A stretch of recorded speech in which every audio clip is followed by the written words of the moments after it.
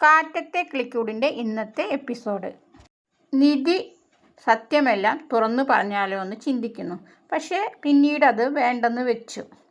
അപ്പോഴേക്കും അമ്മ, എന്താ ആലോചിക്കുന്നത് മോളെ? ഒന്നുമില്ലമ്മേ. അരുൺ, നിധി വന്നില്ലേ, ഇനി അവളോടൊന്നും ചോദിക്കേണ്ട. അവൾ ഇനി ഇവിടുന്ന് എങ്ങോട്ടും പോകാൻ പോണില്ല.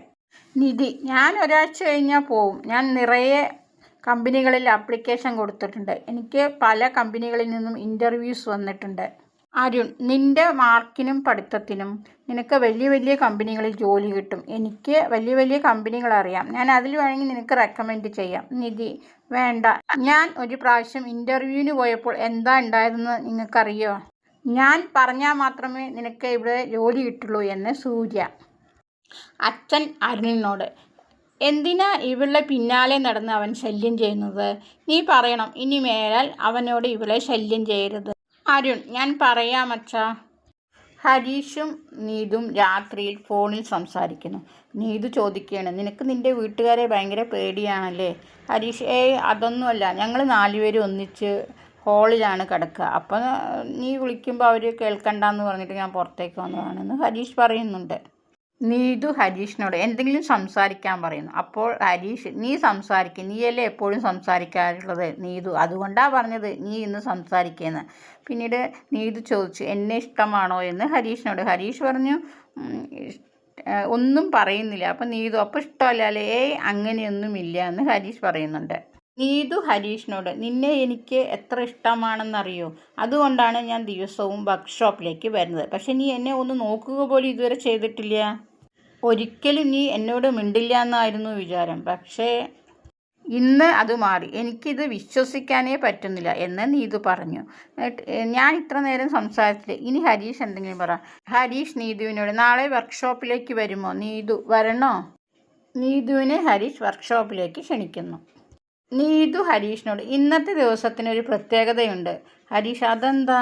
ഇന്ന് നീ ഏറ്റവും കൂടുതൽ എന്നോട് സംസാരിച്ച ദിവസം. എന്നാൽ പിന്നെ നമുക്ക് പോയി ഉറങ്ങിയാലോ എന്ന് ഹരീഷ് ചോദിച്ചു. അപ്പോഴേക്കും നീതുവിന് ദേഷ്യം വന്നു. നീതു ചോദിച്ചു, ഞാൻ സംസാരിക്കുമ്പോൾ നിനക്ക് ഉറക്കം വരുന്നുണ്ടോ? ഹരീഷ് പറഞ്ഞു, ഉറങ്ങിയാലല്ലേ നാളെ എനിക്ക് വർക്ക്ഷോപ്പിൽ പോകാൻ പറ്റുള്ളൂ. നീതു ദേഷ്യത്തോടെ ഫോൺ വെച്ചു. നികേഷ് ഉണർന്നപ്പോൾ ഹരീഷിനെ കാണാനില്ല. ഹരീഷിനെയും തിരഞ്ഞ് നികേഷ് പുറത്തോട്ട് വന്നു.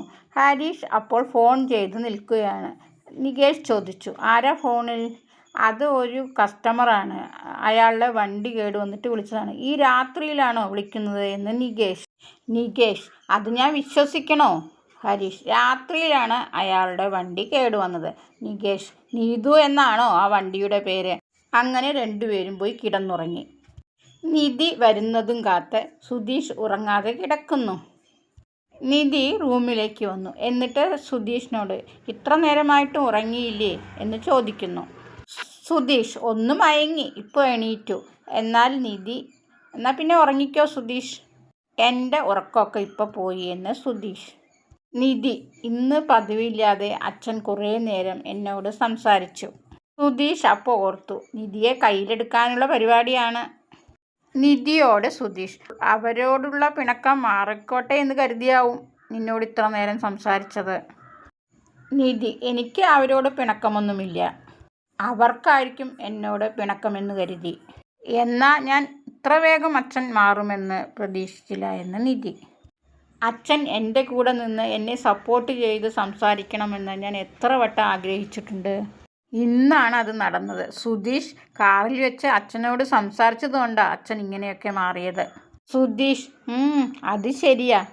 നിധി, എങ്ങനെ അച്ഛനെ ഒറ്റ ദിവസം കൊണ്ട് ഇങ്ങനെ മാറ്റിയെടുത്തത്? സുധീഷ്, ഞാനും അതാണ് ചിന്തിക്കുന്നത്. ഒറ്റ ദിവസം കൊണ്ട് ഒരു മനുഷ്യൻ ഇങ്ങനെ മാറുമോ എന്ന്. എന്താ മനുഷ്യൻ്റെ അവസ്ഥ? നിധി, അവസ്ഥയോ? സുധീഷ്, സ്നേഹവും ഒരു അവസ്ഥയാണല്ലോ. നിധി സുധീഷിനോട് താങ്ക്സ് പറഞ്ഞു. സുധീഷ്, എന്തിനാ നമ്മൾ തമ്മിൽ താങ്ക്സ്? നമ്മൾ തമ്മിൽ ഫ്രണ്ട്സ് അല്ലേ? ഫ്രണ്ട്സിൻ്റെ ഇടയിൽ താങ്ക്സും സോറിയൊന്നും വേണ്ടല്ലോ. നിധി, അതിന് ഞാൻ സോറി പറഞ്ഞില്ലല്ലോ. സുധീഷ് നിധിയോട് സോറി പറയുന്നു. നിധി പറഞ്ഞു, നമ്മൾ ഫ്രണ്ട്സ് അല്ലേ, പിന്നെന്തിനാ സോറി? നിധി ചിരിച്ചുകൊണ്ട്, ശരി, എന്നാൽ പിന്നെ നമുക്ക് കിടന്നുറങ്ങാം. പിറ്റേന്ന് രാവിലെ സാന്ദ്ര, അരുണേട്ടൻ എവിടെ അച്ഛാ? അവൻ ഷോപ്പിലേക്ക് പോയി. ലോഡ് വന്നിട്ടുണ്ട്. സാന്ദ്ര: ഇത്ര നേരത്തെയോ? ഇന്നലെ വരേണ്ട ലോഡായിരുന്നു, ഇന്നാണ് വന്നത്. അപ്പോഴേക്കും നിധി ചായയുമായി അച്ഛനെത്തുന്നു. അച്ഛൻ ചായ വാങ്ങി കുടിച്ചിട്ട് നല്ല ടേസ്റ്റ് ഉണ്ട് ചായക്ക്, ഏലക്കായ ഇട്ടിട്ടുണ്ടല്ലോ. എനിക്ക് സുഭാഷ് ഏട്ടൻ പഠിപ്പിച്ചതാണ്. കുറേ ദിവസം ഞാൻ വെച്ച് നോക്കി, ശരിയായില്ല. അവസാനം ഇപ്പോൾ ശരിയായി. അപ്പം അമ്മ ചോദിക്കണു, നീയാണോ അവിടുത്തെ പാചകം മുഴുവൻ? അല്ല, എന്നെ അടുക്കളയിൽ കയറ്റാറേ ഇല്ല. സുഭാഷ് ഏട്ടനാണ് അവിടുത്തെ പാചകം മുഴുവൻ. അവിടുത്തെ ഭക്ഷണത്തിനൊക്കെ നല്ല ടേസ്റ്റാണ് എന്ന് നിധി പറയുന്നുണ്ട്. അപ്പോഴേക്കും അരുൺ കാലിന് വയ്യാത്ത പോലെ ബാൻഡേജൊക്കെ കെട്ടി നടക്കാൻ വലിയ പ്രയാസം പോലെ അരുൺ അവിടെ എത്തി. അപ്പോഴേക്കും സാന്ദ്ര ചോദിച്ചു, എന്താ അരുണേട്ടാ പറ്റിയത് എന്ന്. കാലിൽ ഒരു പാർസലിൻ്റെ കെട്ട് വീണതാണെന്ന് അരുൺ പറഞ്ഞു. അച്ഛൻ ചോദിച്ചു, ഹോസ്പിറ്റലിൽ പോയില്ലേ? അരുൺ: ഇല്ല, ഞാൻ ടൈറ്റായിട്ട് ബാൻഡേജ് കെട്ടിയിട്ടുണ്ട്. അപ്പോഴേക്കും സാൻഡ്ര: അതൊന്നും പോരാ, ഹോസ്പിറ്റലിൽ പോയി കാണിക്കാൻ പറയുന്നു. അരുൺ: അതിൻ്റെ ഒന്നും ആവശ്യമില്ലെന്ന് പറഞ്ഞു. അച്ഛൻ അരുണിനോട്: അപ്പോൾ നീ ചെട്ടിയാരെ കാണാൻ പോയില്ലേ? ഇല്ലച്ചാ, ഞാൻ പോയില്ല. നിന്നോട് ആദ്യം ചെട്ടിയാരെ കാണാനല്ലേ പറഞ്ഞത്, എന്നിട്ടല്ലേ ഓഫീസിലേക്ക് പോകാൻ പറഞ്ഞത്? അരുൺ: ഞാൻ പോവാ അച്ഛാ, ഇന്ന് തന്നെ അത് കൊണ്ട് കൊടുക്കാം. സാന്ദ്ര: ഈ കാലും വെച്ചിട്ടാണോ ഇപ്പോൾ പോകുന്നത്? ആരെയെങ്കിലും പറഞ്ഞാച്ചാൽ പോരെ?